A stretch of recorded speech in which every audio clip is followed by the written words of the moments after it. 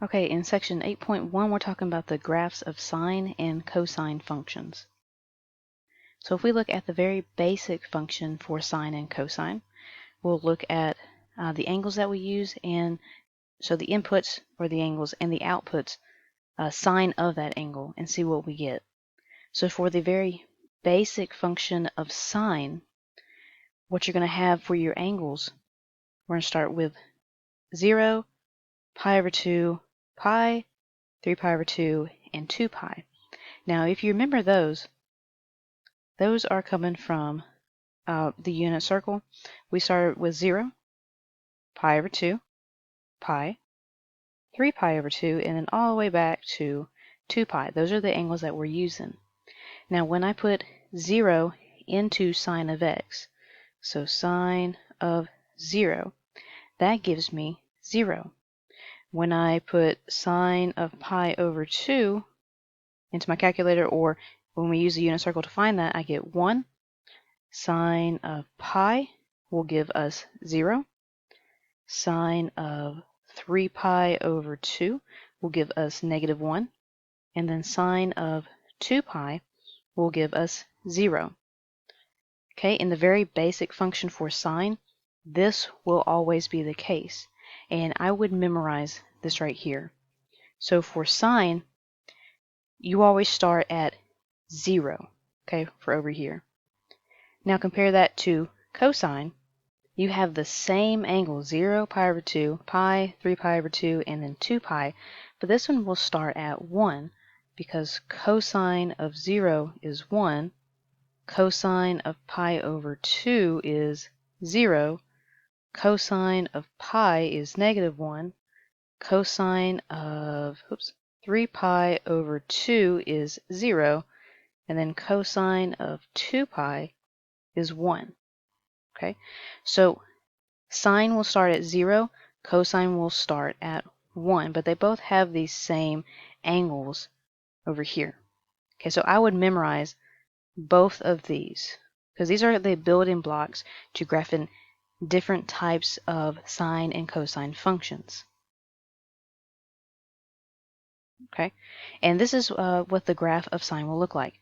It will have this shape right here, and it will repeat itself over and over. If I copy this and I just kept pasting it, it would keep going on and on and on and on forever.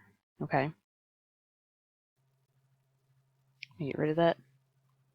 Now notice it starts at 0. Okay, so what we're doing is we're plotting these points 0, 0, pi over 2, 1, pi, 0. So this is 0, 0 right here.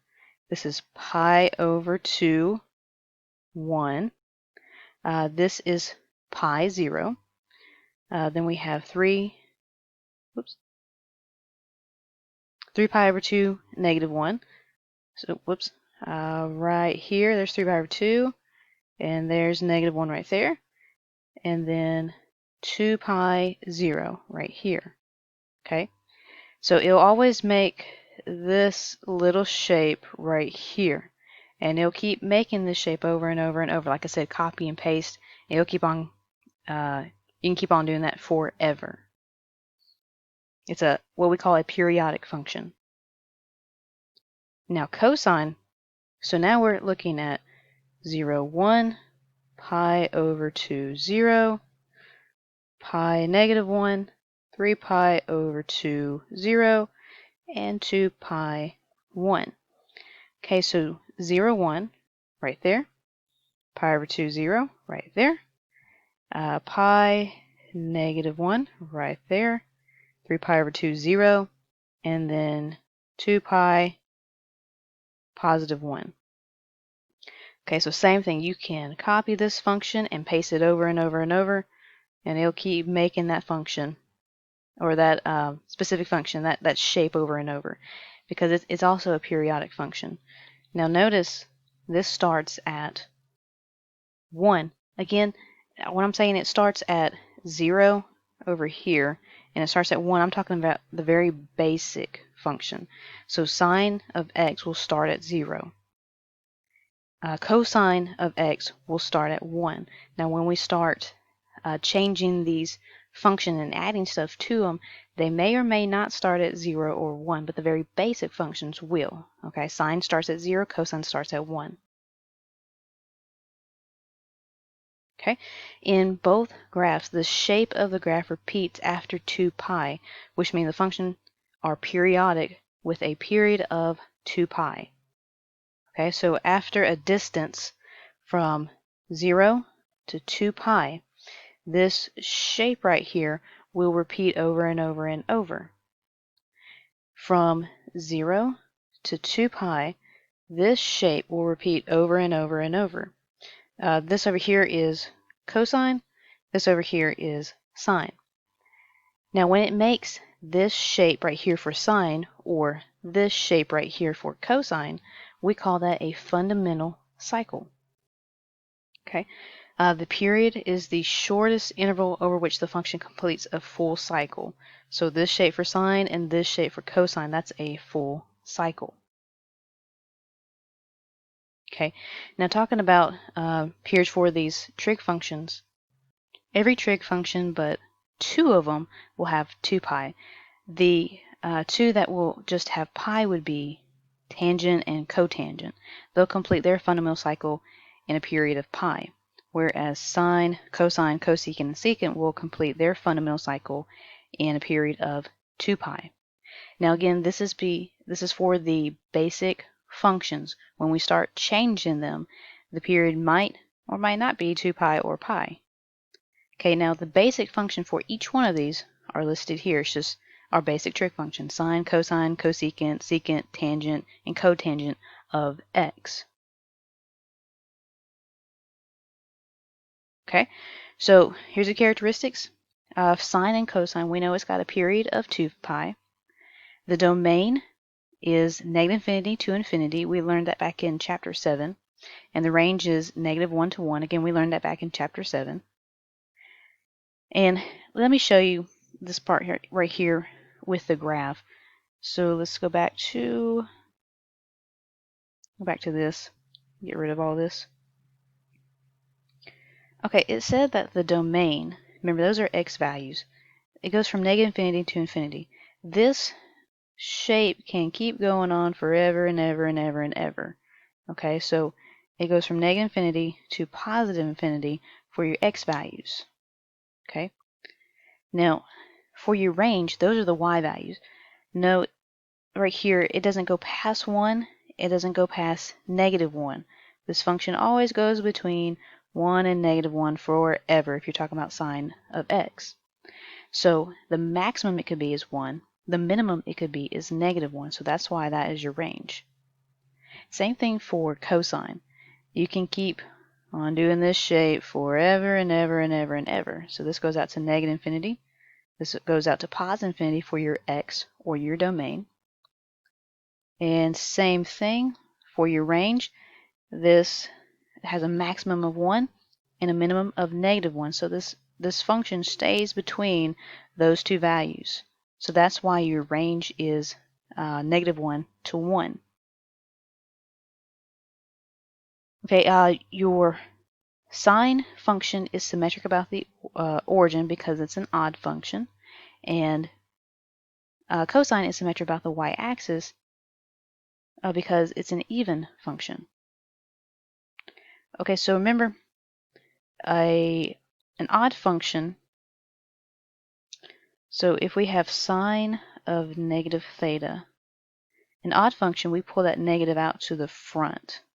That's an odd function. Whereas an even function, if we have a negative inside the parentheses, it's like it goes away, it just disappears. This is an even function. Okay, sinusoidal functions or periodic functions, that's easier for me to say, so I'm going to say that. Periodic functions have this general form. Now don't let this scare you. Okay, this is just a general form, and we're going to learn which each part will do for sine and cosine, and actually all the trig functions. Okay, for sine, we look at here, y equals a sine of bx minus c plus d.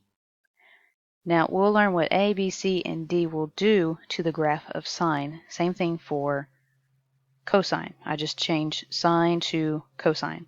Okay. Another way to write either one of these is to basically take a B out of this little part right here. So basically I'm dividing B from both B of x and from C.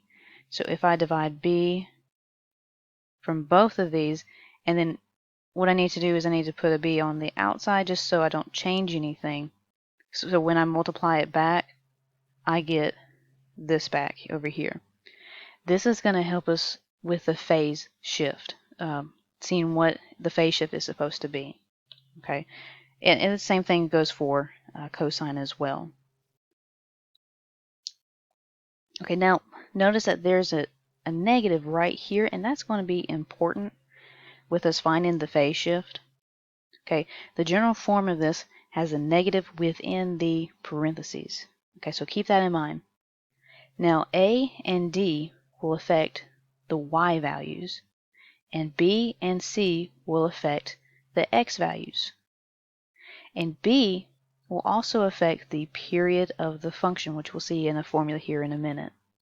Okay, now notice B and C affect the x values. Notice where B and C are. They're within the parentheses, which is around the x value. And A and D are outside the parentheses away from the x value, so they're going to affect the y values. That's how I remember it anyway.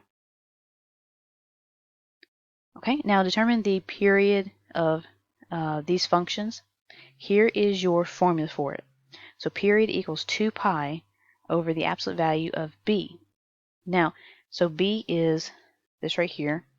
It's the number right in front of x, or if it's in that form, or it's the numerator right here. Okay, so we'll see what different b's will do, how it will affect your graph. So if the absolute value of b is greater than 1, then the period is going to be less than 2 pi. And what you're going to have is a horizontal compression. So everything's going to be squished together, and I'll show you here in a minute what that looks like. If b is less than 1, that means that the period is going to be greater than 2 pi, and then you have horizontal stretching. And if b is equal to 1, then the period is just going to be 2 pi. Okay, so let's see what that looks like. If b is greater than 1, so say it's 2. Okay, well those cancel out, and now I just have pi.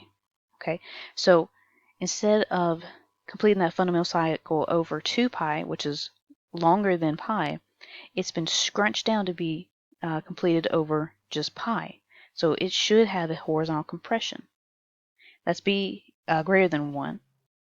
If b is less than 1, so say it's a half, so what we have to do now is 2 pi times 2 over 1, so that's going to be 4 pi. Okay, now it can complete its fundamental cycle over 4 pi instead of 2 pi, so it has a little more wiggle room. So now what we have is horizontal stretching. And if b is 1, well, anything over 1 is just going to be itself. So it would just be 2 pi. Okay, this is what it looks like if b is 1, if b is 2, if b is a half. And it would actually, let's see, do I have it all together? Here we go. Here's everything together. Now here is your, there's sine of x, which is right here. Okay, so if we have b greater than 2, so, or sorry, b being 2, so that's greater than 1, so we should have a horizontal compression. Okay, so right here, there's your horizontal compression. Notice how that I have more ups and downs, okay, instead of, okay, just one nice long drawn out function. Well, now I have more ups and downs. It's a little more